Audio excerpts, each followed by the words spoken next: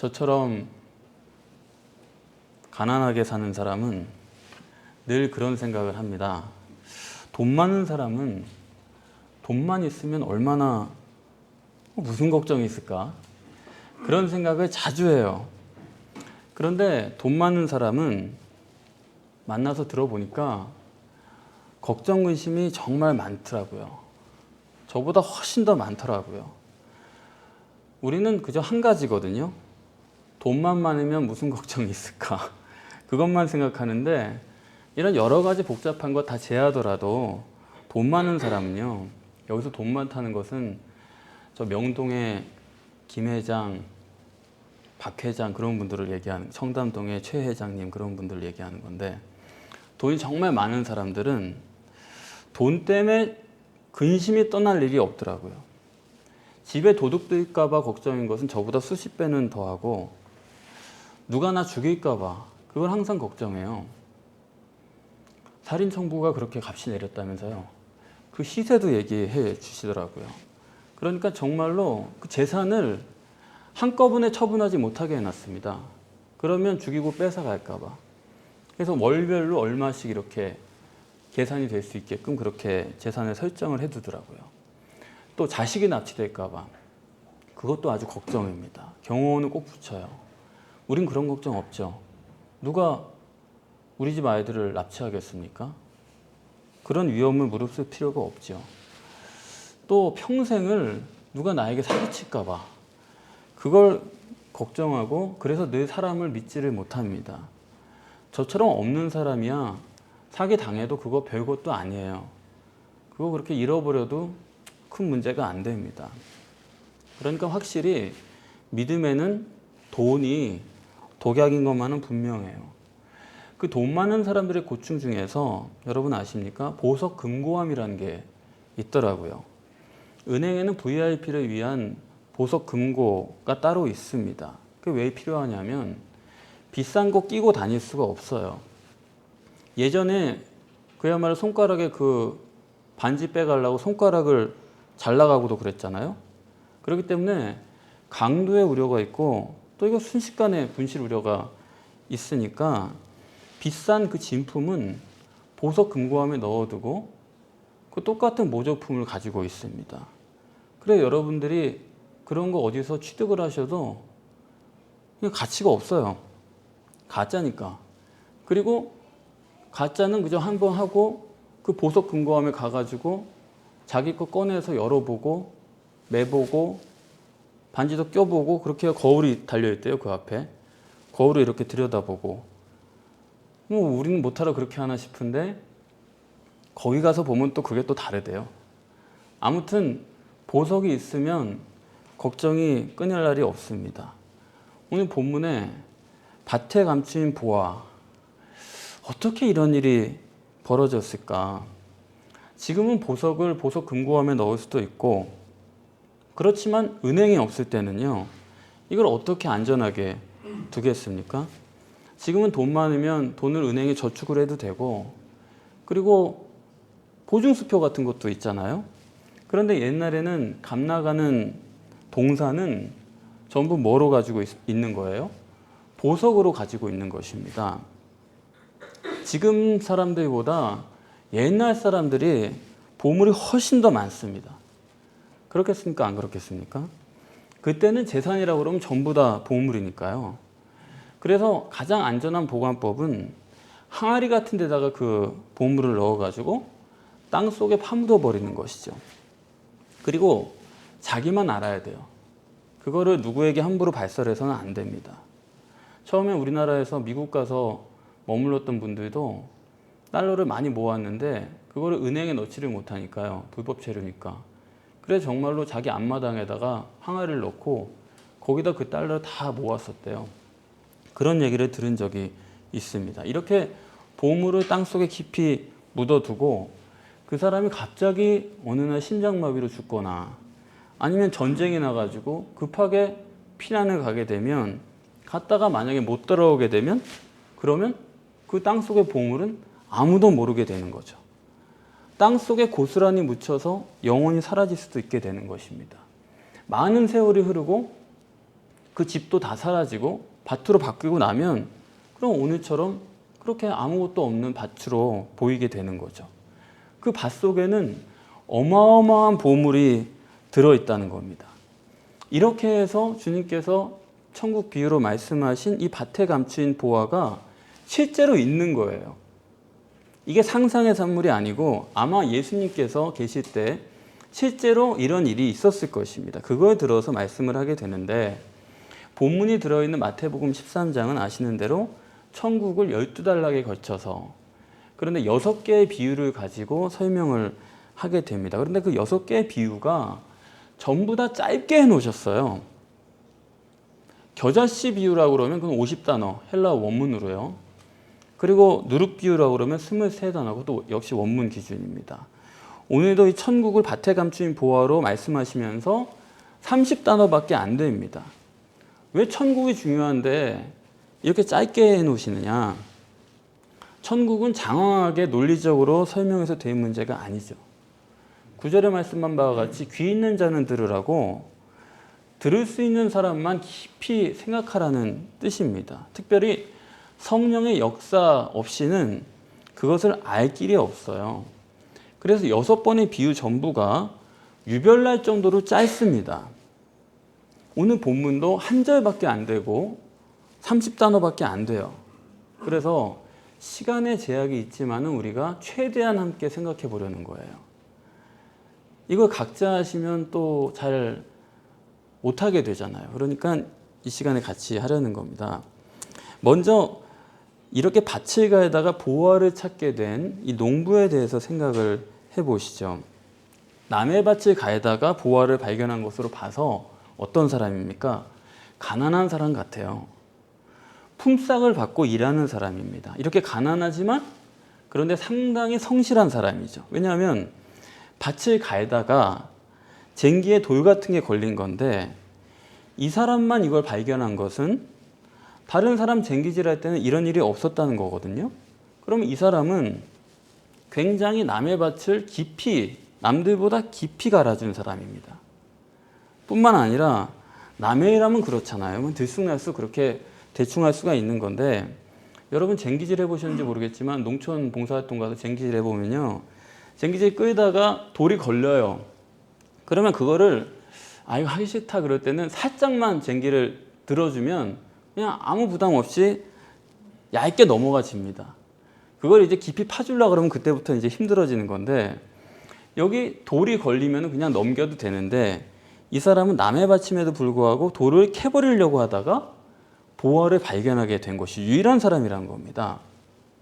가난하지만 성실하게 착하게 남의 밭을 갈아주는 사람. 주님의 의도는 이 사람은 어떻게 보면 밭주인보다도 더 그 밭을 성실하게 갈아주는 사람이다 하는 것이죠. 그러다가 엄청난 보화를 발견했어요. 와, 그걸 캤을 때 정말 얼마나 가슴이 뛰었을지 이 상상이 잘 안 가죠. 이제는 이 보화를 가져다가 팔면 지금까지 찢어지게 가난했는데 오늘부터는 재벌이 될 수 있는 겁니다. 그러니까 와, 이걸 읽는데 저도 다 기분이 그렇게 좋더라고요. 생각만 해도. 그래서 가진 걸 다 팔아가지고 이 밭을 샀다는 거죠. 샀는데 보화를 산 게 아니고 어디까지나 밭을 산 거예요. 그런데 밭을 살 때 날품이나 팔던 사람이 밭을 사면 얼마나 살 수 있겠습니까? 품꾼이 산 밭이란 거는 보나마나 그저 손바닥만한 그런 텃밭 정도지 그걸 몇백 평, 몇천 평, 몇만 평 그렇게 산 건 아니에요. 사실은 목적은 보화인데 그걸 감춰놓고 밭주인한테 그랬겠죠. 아이고, 내가 소원이 그냥 텃밭 하나 가지는 건데 오늘 보니까 여기 양지 바르고 그래가지고 내 마음에 꼭 왔다고. 그 많은 밭 중에 고기만 원한다는 거예요. 그냥 그렇다는 거예요. 하여튼 이래저래 말도 안 되는 말을 해가지고 자기 걸 팔아가지고 그 밭을 샀다. 그 부분만요. 그런데 이제 본문을 우리가 잘 아시려면 이 점은 우리가 꼭 생각을 해야 됩니다. 이 밭에 감추인 보화라는 것은 성자 예수님을 가리키는 거죠. 밭이라는 것은 예수님의 그 인성, 그 안에 보화라고 하는 하나님, 신성이 들어있는 것을 말하는 것입니다. 그러므로 우리를 구원하는 메시아는 인성과 신성 어느 게 더 중요하겠습니까? 신성이 더 중요한 거예요. 신성으로 우리를 구원하는 것이죠.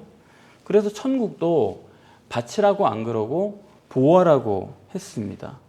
신성이 메시아의 본질이에요. 이 메시아의 정체가 바로 되어야 되는 거죠. 회교에서는 뭐라고 그럽니까? 회교에서는 예수는 그냥 밭이라는 거죠. 그건 신이 아니고 선지자일 뿐이니까 밭이다 그렇게 말하는 거고, 전 세계의 대부분의 기독교에서는 뭐라고 그래요? 보혈의 피로 구원을 하는 거니까 사실 밭을 보화와 동일시하는 그런 문제가 있는 겁니다.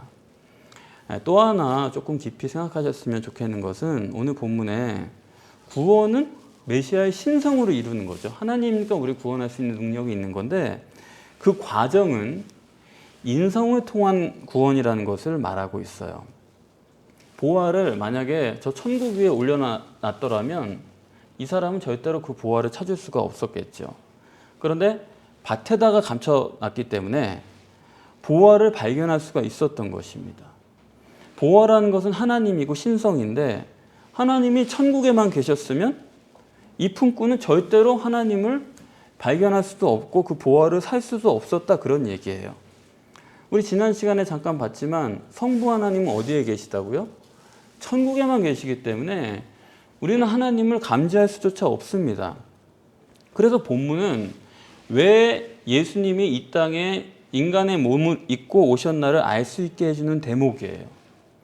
육신을 입고 이 땅에 오신 메시아에 의해서만 구원이 가능한 것이고, 그래서 이 사람이 보화가 된 텃밭을 살 수 있게 된 것이죠. 그러니까 육신의 메시아, 그 인성 안에 있는 보화, 거기에 천국이 감춰져 있습니다. 예수님은 누구냐? 그 보화를 감춰놓고 있는 밭이죠. 예수님의 육체는 자기 육체를 가리켜서 예수님은 성전이라고 하시지 않았습니까? 성전은 건물이고 하나님이 아니죠. 성전 안에 하나님이 계시는 것이죠. 그래서 사람들이 눈으로 볼 수 있는 것은 밭뿐이죠. 그리고 보화는 볼 수가 없는 겁니다. 즉 우리가 예수님의 육체는 볼 수가 있지만 감춰져 있는 하나님은 볼 수가 없는 것입니다. 그게 우리 인간의 육체 우선적인 상태를 뜻하는 거죠. 아까 말씀드린 것처럼 이 농부가 남의 밭을 기경하는 품꾼이다가 그러다가 밭을 샀고 그저 그 밭은 손바닥만한 텃밭일 수밖에 없다 그렇게 말씀을 드렸는데 그게 바로 상징하는 것이 예수님의 육체란 건 시원치 않다 그 얘기입니다. 텃밭이라는 거예요. 여러분이나 저처럼 시원치 않은 것이 예수님의 육체지 무슨 예수님의 육체가 위대하고 그것이 무슨 제자 훈련의 모범이 되고 그런 게 아니다 이겁니다. 이사야서의 말씀에 따르면 연한 순과 같아서 볼 것이 전혀 없다. 그런 게 인간 예수의 육체라는 것이죠. 다시 말하면 예수님의 육체는 저나 여러분보다 못하면 못했지 더 낫지는 않다라는 겁니다. 어차피 밭이라는 건 그 가치가 밭을 보고 산 건 아니잖아요. 밭 속에 들어있는 보화를 보고 산 거죠. 그래서 예수님의 육체는 단적으로 말하면 전에 한번 말씀드린 바와 같이 예루살렘 성을 예수님께서 입성하실 때 나귀 새끼를 타고, 그러니까 그거는 일반 성인은 탈 수 없는 나귀예요. 그 견디지 못합니다. 그런데 그 나귀 새끼를 타고 그 가파른 예루살렘 언덕을 올라가셨다는 것에서 성경이 그 장면을 그려주는 의도가 뭡니까? 패션 오브 크라이스트처럼 예수가 팔등신의 근육질의 그런 미남이 아니란 얘기입니다. 예수님은 인성이나 육적으로는 대단한 분이 전혀 아니고 보잘것없는 분이고 예수님의 겉모습을 봐가지고는 외모를 봐가지고는 전혀 그분의 생활을 봐가지고도 전혀 누구도 메시아로 알 길이 없는 그런 분이었다라는 것이죠. 문제는요. 성경을 어떻게 그렇게 보게 된 것인지 다 추적할 수는 없지만 예수님의 육체가 위대하고 예수님의 육체가 하나님이고 그 피가 위대하고 그 피로 말미암아 구원을 받는다라고 하는 그런 기독교가 된 게 정말 안타까운 거예요. 예수는 겉으로는 전혀 볼 게 없다라는 겁니다. 그 안에 보화가 있기 때문에 그것이 가치가 있는 것이죠. 그래서 예수님은 그 그것을 상징하기 위해서 처음부터 구유에 오신 겁니다. 구유는 짐승 밥그릇이죠. 아무 보잘것도 없어요. 그러니까 이 장면은 사실 어떻게 보면 저는 이제 목사니까 이건 정말 우리 교회를 보여주는 것 같다. 우리 교회 얘기하는 것 같다. 그렇게 느꼈어요. 밭은 아무 보잘것이 없어요. 그러나 그 속에 보화가 감춰져 있는 것이죠. 우리가 메시아에 대해서 자꾸 올바르게 알자고 하는 것은 그냥 지식을 추구하려는 것이 아니고 메시아에 의해서 구원을 받기 위함입니다. 메시아를 올바로 알지 못하면 구원도 없어요. 자, 그런데 이제 본문에 이 사람이 가난하지만 성실하고 착한 사람이라고 말씀을 드렸죠. 그러면 가난하지만 성실하고 착한 사람은 무엇을 말하느냐? 가난한데 험하고 아주 남을 속이고 그런 사람이 될 수도 있죠. 그런데 이 사람은 가난한데도 착하고 성실합니다. 이 사람이 말하는 것은 뭐냐 하면 종교적으로 준비가 된 사람을 말하는 것입니다. 이 점을 우리가 바로 알아야 됩니다. 그냥 종교랑 아무 상관도 없는 그런 이방 죄인이 피로 말미암아서 죄사함 받고 의인되는 것이 기독교가 아니란 얘기예요. 이걸 우리가 분명히 해야 됩니다. 조폭두목이 어느 날 듣고 그거 좋겠다 해가지고 회개하고 목사 되겠습니다. 그럴 수 있는 기독교가 아니란 얘기예요. 기독교는 율법에 의해서 그것이 유교가 됐든 그것이 무슨 사람 사는 도리가 됐든 간에 이미 종교적으로 준비가 되어 있는 사람에게 가능한 게 기독교예요. 거기까지가 된 사람입니다. 그런데 그것만 가지고는 안 돼요. 밭기경만 하고 성실하게 사는 것 가지고는 안 돼요. 밭 속에 숨어있는 보화에 관심이 있어야 됩니다. 영적 관심이 있어야 됩니다.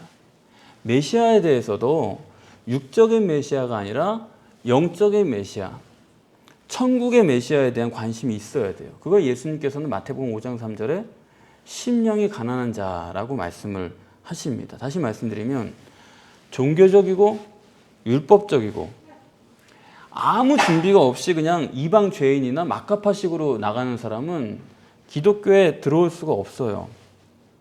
그러면서 정말 어려운 건 뭐냐면 이렇게 종교적으로 또 사람 사는 도리로 어느 정도 준비가 된 의로운 사람이 되면 또 자기 나름대로 다 그 자만심이 있습니다. 내가 그래도 이만큼 살지, 저 사람에 비해서 내가 낮게 살지. 그걸로 끝나서는 또 안 돼요. 그런 게 돼 있으면서도 동시에 자기 심령에 관심이 있어야 돼요. 그걸 예수님께서는 뭐라고 했냐면 이스라엘 집에 잃어버린 양이다, 그렇게 말씀을 했습니다. 그래서 기독교는 이스라엘 집에 잃어버린 양을 찾는 것이 기독교지, 기독교가 그냥 이방 죄인 데려다가 예수 피로 죄사함 받아가지고 종교인으로 가입시키는 게 기독교가 아닙니다. 기독교가 잘 먹고 잘 살고 건강하고 육신을 세우기 위해서 있는 게 기독교가 아니에요. 또 유대교나 회교처럼 선하게 살고 의롭게 살고 그런 사람 데려오는 게 기독교가 아닙니다. 잘 먹고 잘 살고 착하고 의롭고 그걸 복음이라고 그러니까 사람들이 온 세계가 그냥 그것 때문에 좋아하는데 그거 싫어할 사람이 어디 있어요? 그거 싫어하는 사람은 아무도 없어요. 그거 어려운 게 아닙니다. 세상 그렇게 넓은 길이 어디 있어요? 잘 먹고 잘 살고 건강하고 의로운 사람 되고 착한 사람 되겠다는데 그거 마다할 사람이 어디 있습니까? 그걸 가지고 예수님이 죽을 이유가 없는 거예요. 그것 때문에 좁은 길이라고 말씀하실 필요가 없는 것입니다. 기독교는 선하고 의롭고 율법이 된 사람이, 그야말로 사람 사는 도리에 살고 하는 사람이 그것 가지고는 안 된다라는 것을 깨달을 때, 그때부터가 기독교입니다. 의인 같지만 여전히 자기 심령의 문제를 느끼는 그 사람, 그런 준비가 된 사람이 그때부터 기독교예요. 그래서 여기에 이 사람이 지금 발견했다는 건요, 실제로는 이렇게 쓸 수도 있을 거예요. 발견했다고 안 그러고 그냥 봤다. 헬라어로 말하면 블레포라고 하는데 그냥 봤다 라고 말할 수 있는데, 여기서는 이제 원문을 말씀드리면 유리스코란 단어를 썼는데 그거는 봤다라는 말인데 더 깊이 깨달았다. 그러니까 이 번역은 틀림없이 맞는 번역입니다. 깨달았다. 다시 말씀드리면 이 사람이 심령에 관심이 있고 종교로는 안 된다. 육체로는 안 된다. 내 지금 살아온 것 가지고는 안 된다. 메시아도 건 메시아가 아니라 속 메시아다. 그게 진짜인 것처럼 지금 내가 이렇게 살고 있지만 이렇게 사는 것 가지고는 안 된다. 자기 자신을 발견한 사람이어야지만 기독교가 가능합니다. 이렇게 관심을 갖다가 비로소 메시아를 발견하는 거예요. 이렇게 관심을 갖고 살다가 밭을 기경하다가 감추인 보화를 발견하게 된, 진리를 발견하게 된, 솔루션을 발견하는 겁니다. 아, 이게 기독교구나를, 이게 복음이구나, 이게 성경이 나에게 말씀하는 게 무엇인지를 명확하게 알게 되는 겁니다.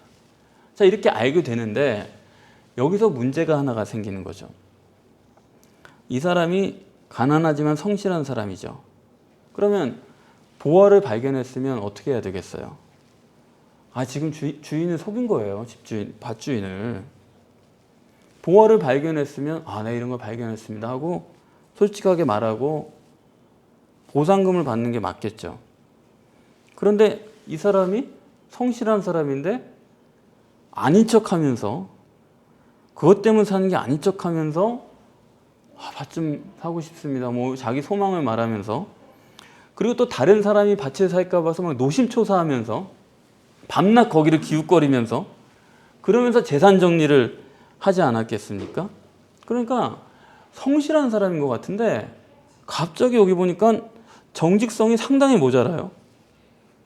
주인에게 가가지고 성실하게 말하고 보상금을 받는 게 맞을 텐데 싹 감춰놓고 시치미를 뚝 떼고서는 사실은 보화 때문에 밭을 사면서 뭐 텃밭 조금 사가지고 내 소망을 이루려는 것처럼 그렇게 했다는 거죠. 그러면 이게 양심적이에요? 비양심적이에요? 여러분들이 이 본문을 읽으시면서 그런 점이 문제가 되셨습니까? 그 점을 이해를 하셔야 됩니다. 이게 뭐냐면요, 구원받는데 이게 절대 조건이에요. 영적 이기심. 육적 이기심은 죄가 되지만 영적 이기심은 죄가 아닙니다. 내 가족이 중요합니까? 내 가족도 구원받고 내 가족도 신앙생활하고, 아니에요. 그게 맞지만 이 점을 잊지 마세요. 영적인 원리는 내가 우선입니다. 내가 먼저예요. 영적 이기심은 절대로 죄가 아닙니다. 그래서 주님과 나 사이에 비밀한 교제가 있어야 돼요. 믿음의 비밀은 나와 주님과의 1대1 교제 속에서만 있는 겁니다. 다른 사람한테 간증하고 그런 거 전혀 중요한 게 아니에요. 그래서 되는 게 아니에요. 그래서 저랑 상담해 보시면 약간 맥 빠진다는 분들이 계신데, 왜 그러냐면 내 남편이 어떻고 내 자식이 구원이 어떻고 그런 얘기를 하시는데 그냥 무덤덤하거든요. 그리고 결국 드리는 말씀, 그거 다 잊어버리세요. 그거 언젠가 되니까. 그게 뭐 희망을 주려는 말씀이 아니고요. 별거 아니란 얘기예요. 문제는 당신이니까. 영적 이기심입니다. 그게 영적인 원리고 구원의 절대 조건이에요. 그래서 이 농부가 사실을 감춰놓고 있다가 드디어 밭을 사죠. 이게 굉장히 중요한 겁니다. 우리는 예수님 믿기만 하면 구원받는다고 생각을 하는데 그런 게 아니에요. 우리는 예수 피를 의심하지 않고 그냥 확신을 가지고 있으면 내가 죄사함 받아가지고 구원이 이루어질 거라고 그렇게 생각을 하지만, 어디 성경에 그게 구원이라고 그래요? 본문에서도 정립해 주신 바와 같이 밭에 감추인 보화가 구원인데 그걸 네가 내 소유권으로 이전하라. 그게 돼야 구원입니다. 예수 믿고 구원받는다는 것은 천국이요 하나님이요 예수 그리스도를 내가 매입하는 거예요. 믿고 끝내는 게 절대로 그렇게 되지 않습니다. 매입해야 됩니다. 내 소유물이 된다는 거예요. 그래서 예수 믿으면 죄 없는 사람이 되는 게 아닙니다. 예수 믿으면 하나님이 내 소유가 되는 거예요. 즉 하나님이 내가 되는 겁니다. 영접하는 자 곧 그 이름을 믿는 자들에게는 하나님의 자녀가 되는 권세를 주셨다. 겉이 바치고 속의 보화가 보이지 않기 때문에 우리가 못 믿을 수는 있어요. 그러나 아닙니다. 분명히 예수 그리스도를 내가 매입하게 되면 내가 하나님이 되는 겁니다. 내가 신적인 존재가 된다는 점을 바로 아셔야 돼요. 그래서 예수님께서 요한복음 14장에서 내가 아버지께 구하겠으니 그가 또 다른 보혜사를 너희에게 주사. 그 디돔이라는 헬라어는 주사, 소유권을 너희에게 이전했다라는 얘기입니다. 예수 믿고 구원받는다는 것은 하나님은 소유한 자요, 천국은 소유한 자예요. 이게 뭐 믿고 그냥 바라보고 그런 게 아니, 가졌다는 뜻입니다. 이걸 분명히 해야 돼요. 다만 지금 텃밭에 감춰져 있을 뿐이죠. 밭은 우리가 보기엔 여전히 텃밭밖에 안 돼요. 시원찮아 보입니다. 그렇긴 하지만 거기에는 숨겨진 보화가 있다. 믿음은 내가 하나님을 영접하는 것이고, 그리고 하나님이 내 소유가 되는 것이지, 그렇지 않습니까? 제 딸이 저를 아빠로 생각하는 한은 제 딸은 저를 소유하고 있는 겁니다. 그렇기 때문에 머리를 잡아도 제가 거기에서 뭐라 안 그래요. 야, 야 하면서 뭐 이리 가라 저리 가라 우리 집에서는 그러거든요. 그래도 상관없는 것은 내 딸은 나를 소유하고 있는 것입니다. 믿음이 무슨 죄 없는 사람 되는 게 아니에요. 절대로 그런 게 아닙니다. 예수 믿는다는 것이 얼마나 엄청난 것인지를 우리가 모르고 있어요. 너무 잘못 알고 있어요. 그래서 오늘 본문의 이 밭의 보화라는 것은 실제 사건입니다. 실제. 여러분, 이 밭에 감추인 보화의 실제 값이 얼마나 될까요? 밭에 감추인 보화는 본문에 따르면 천국이라고 하는데, 천국은 뭡니까? 전지전능하시고 절대의고 절대선이신, 그리고 영원하신 하나님 자신일 뿐만 아니라 하나님의 능력과 통치가 이루어지는 곳이 천국이죠. 영원한 천국인데, 그렇기 때문에 예수님께서는 너희가 이것을 매입해라. 그러면 그 매입하는 하나님은 이 땅에서, 성부 하나님은 천국에 계시니까 이 땅에서 매입할 수 있는 하나님은 성령 하나님이신데, 예수님의 말씀은 너희가 매입하고자 하는 보혜사 성령 하나님의 값이 얼마냐 이거예요. 이 본문의 속뜻은 그겁니다. 겉보기로는 뭐예요? 그건 그냥 텃밭이에요. 그러나 실제로는 창조주 하나님이요, 하나님의 능력인 성령을 우리가 사는 것입니다. 그럼 그 성령의 값을 우리가 얼마로 매길 수 있느냐 하는 거예요. 제가 계산해 보니까 천국은 적게 잡아도, 그래도 적게 잡아도 온 세계는 되잖아요. 그리고 그 잠재 가치라는 것은 하나님의 능력을 우리가 사는 것인데, 그러면 그 값을 아무리 싸게 매겨도 미국보다는 비싸요. 그런데 그걸 우리가 살 수가 있느냐, 그 값을 살 수가 있느냐, 못 사는 건 아니냐. 그런데 오늘 본문에 따르면 그 엄청난 것의 값이 그래봤자 텃밭 값이에요.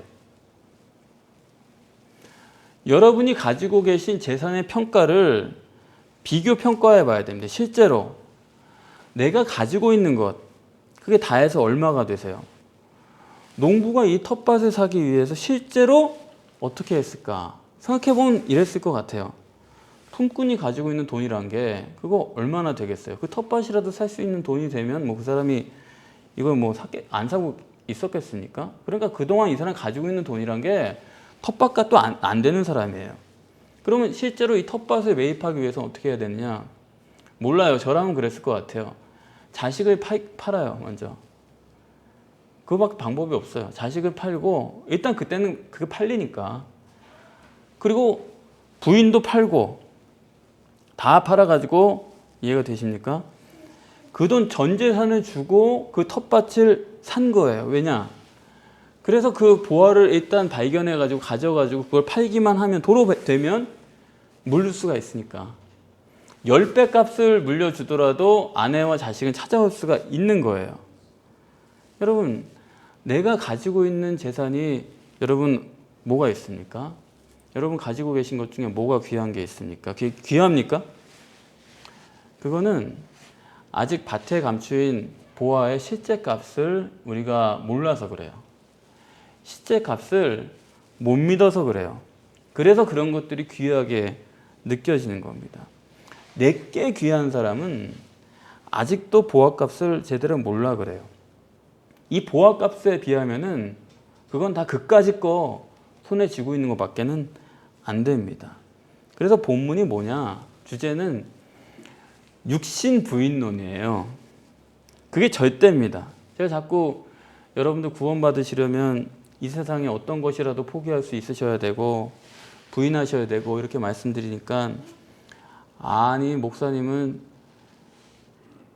부인했어요? 저도 못했어요. 그러니까 그 부인은 아무나 못해요. 부인할 수 있는 사람 없습니다.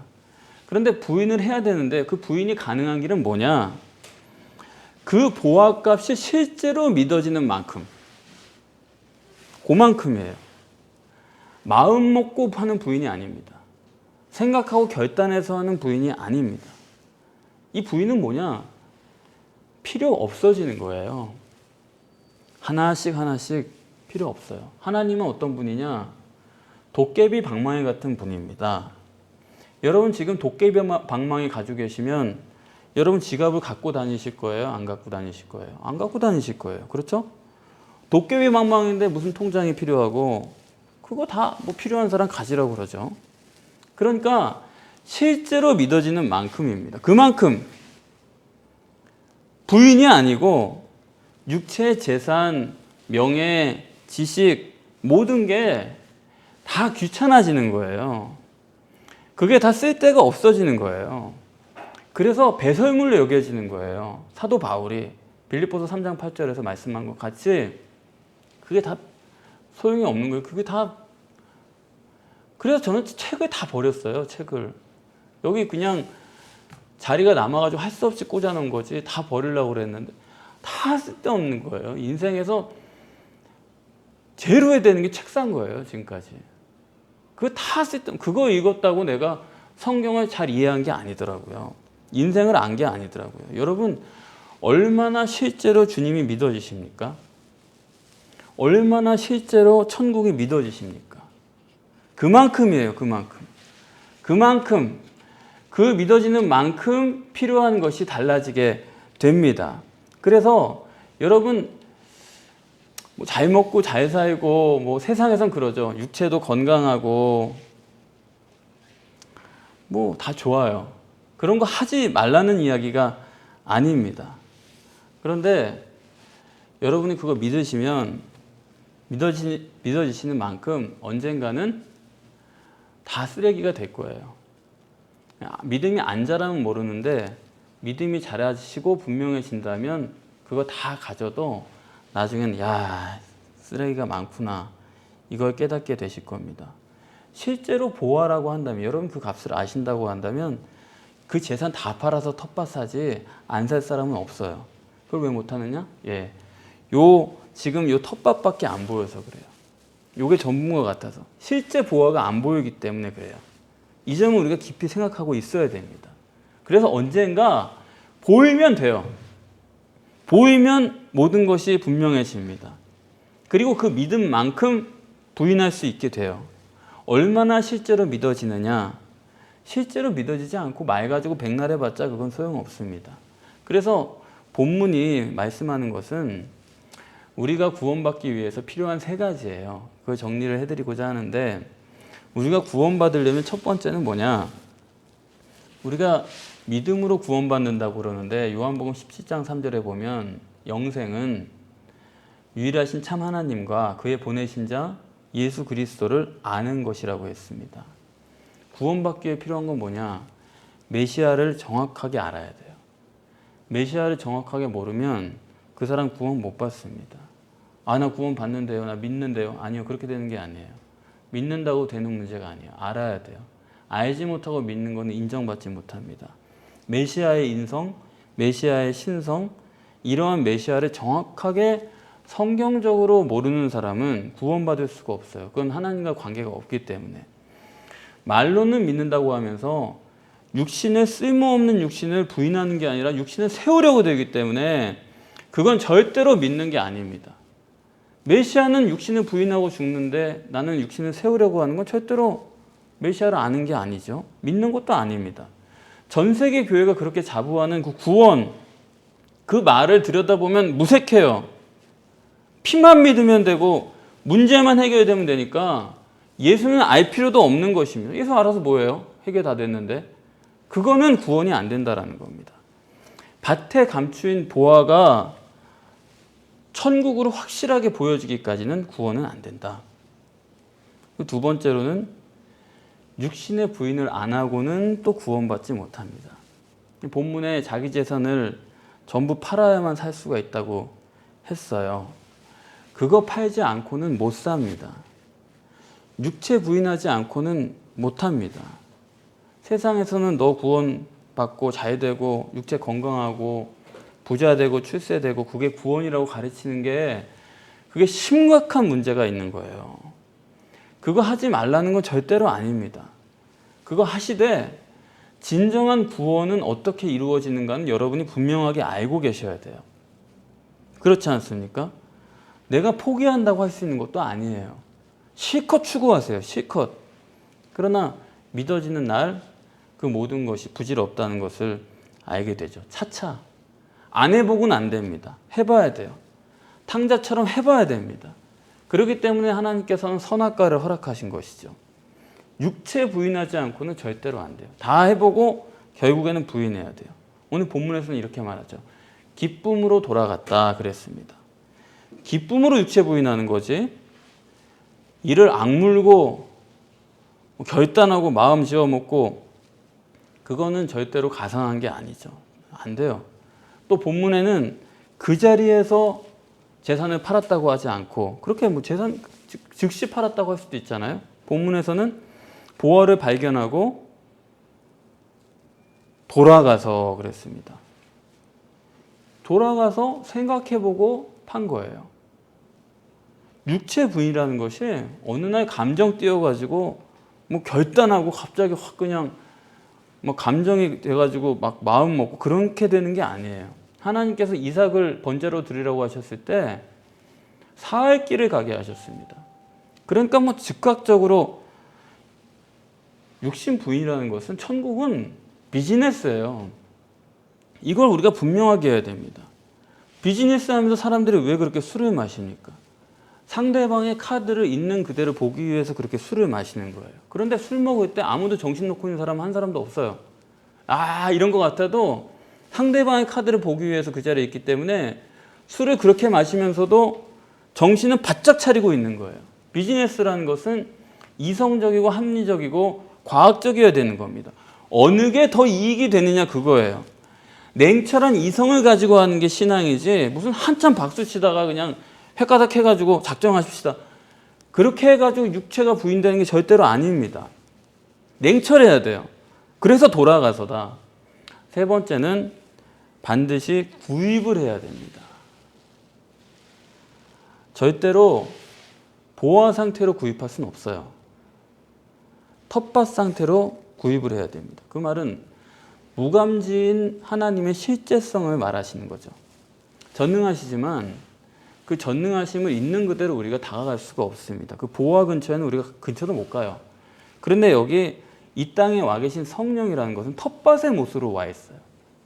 도대체 하나님 같지 않은 모습으로 와 있습니다. 그 성령을 실제로 매입을 해야 됩니다. 그게 성령 세례라는 건데 전에는 제가 큰 교회에 있을 때는 큰 교회 다니고 큰 교회에서 사역을 할 때는 성찬식 같은 걸 하면은 뭐 좋은 거지 하고 그냥 별 생각이 없었어요. 그냥 했어요. 그리고 솔직히 좀 지루하고 왜 하지? 그런 생각을 좀 가지고 있었는데 우리 교회를 처음에 하고 그 여의도에 있는 조그만 사무실에서 성찬식을 처음 했는데 불과 한 너댓 명 이렇게 앉아가지고 거기서 성찬식을 했는데 야 그때 처음으로 성찬식이 왜 소중한 건지 그때 처음으로 내가 깨닫고 알았습니다. 그러니까 이 텃밭에 감추인 보화라는 게 이 텃밭이 아니면 알 수 없는 게 분명히 있더라고요. 텃밭 속에서 매입을 해버리니까 거기서 성찬식을 그냥 내가 꽉 잡고 해버리니까 그 의미가 제대로 알아지더라는 것이죠. 성령도 마찬가지입니다. 이거 반드시 매입해야 돼요. 성령은 내 소유권을 갖는 방식을 우리가 꼭 취해야 됩니다. 쉽게 갈 수가 없어요. 보잘것없고 어렵게 가고 불필요한 그곳에서 성령이 있다는 것을 우리가 감지를 해야 됩니다. 오늘 본문에 따르면 천국이 실제적으로 믿어지지 않는 사람, 그 사람은 결코 천국에 들어갈 수가 없어요. 천국은 의미에서 천국이 아닙니다. 예수 부활을 믿는다고 하면서도 죽기는 무서워하는 사람, 그거는 믿는 게 아니죠. 창세기 1장 1절에 하나님 천지를 창조하셨다는 걸 믿으면서도 하나님이 살아서 나를 도와주신다고 하는 사실은 못 믿는 사람, 그것도 믿는 사람이 아니에요. 그런 믿음 가지고는 실제로 천국에 들어갈 수가 없어요. 예수님처럼 육신으로 이 땅을 살지만 항상 천국에 대한 실제적인 믿음으로, 그분은 천국 상사병이 걸린 분이죠. 우리도 그분처럼 천국 상사병이 걸려서 이 땅에서도 천국의 능력으로 승리하시고 실제로 천국에 들어가셔서 영원한 천국의 상속자로 영광을 누리실 수 있는 여러분이 되시기를 소원합니다.